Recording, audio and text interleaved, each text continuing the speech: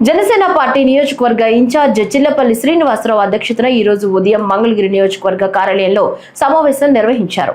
ఈ సందర్భంగా మాట్లాడుతూ పిఠాపురం చిత్రాడలో జరిగిన 12వ ఆవిర్భావ దినోత్సవం విజయవంతం చేసిన ప్రతి ఒక్కరికి మంగళగిరి నియోజకవర్గ ఇన్ఛార్జ్ చిల్లపల్లి శ్రీనివాసరావు ధన్యవాదాలు తెలిపారు.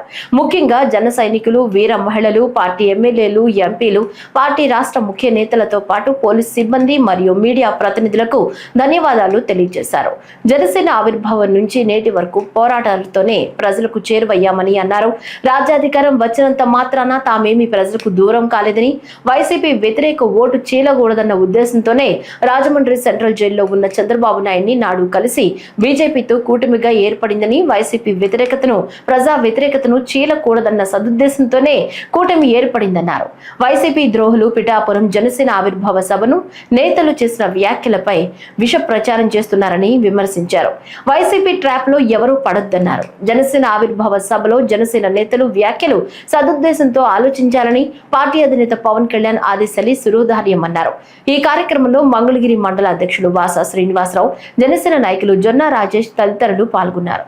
హలో మంగళగిరి, చలో పిఠాపురం అనే స్లోగన్తో మంగళగిరి నుంచి జనసేన పార్టీ మా అధ్యక్షుడు పిలుపు మేరకు జనసేన పార్టీ ఆవిర్భావ సభ సందర్భంగా పిఠాపురంలో చిత్రాడ వేదికగా జరిగిన సభకి నిజంగా వేలాది మంది మంగళగిరిని తరలి వచ్చారు. ప్రతి ఒక్కళ్ళు కూడా ప్రత్యేక జనసేన పార్టీ పవన్ కళ్యాణ్ గారి తరపున ప్రత్యేక కృతజ్ఞతలు చెబుతూ ఏదైతే ఆ సభని ఒక వినూత్నంగా అంటే ఈ రోజున అంటే ప్రపంచంలో కూడా ఎక్కడా చేయనటువంటి విధంగా చేశారు. ఈ రోజున ఆ సభని పవన్ కళ్యాణ్ గారు ఆశయాల మేరకు, దేనికంటే చూసాం నేను అక్కడ సభలో చూస్తే international vendor, white house vendor అయినటువంటి ప్రశాంత్ నీల్ అనే వాళ్ళ చేత ఇక్కడ సభ నిర్వహించి ఆ ఎక్విప్మెంట్స్ కానీ, ఆ సభ వేదిక కానీ, ఆ డిజైనింగ్ కానీ నభూతో నభవిష్యత్తులాగా నిర్వహించారు. దేనికంటే ఇది ప్రపంచం అంతా చూస్తూ ఉంది అని చెప్పి ఒక పవన్ కళ్యాణ్ గారు ఇచ్చిన దీనికి చాలా గొప్పగా చేశారు. విభిన్న జాతులు, విభిన్న సంస్కృతులు, విభిన్నమైనటువంటి మతాలు అందరూ కలగలిపి ఒకే వేదికగా వచ్చినటువంటి సభ ఈరోజు జనసేన పార్టీ ఆవిర్భావ సభగా, 12వ ఆవిర్భావ సభగా,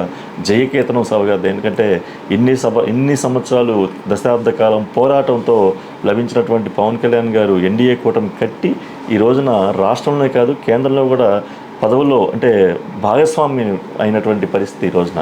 నిజంగా ఇది ఎంత గొప్ప విజయం అంటే చారిత్రాత్మక విజయం. 100% స్ట్రైక్ రేట్తో ఈ రోజున ఈ విజయం లభించింది.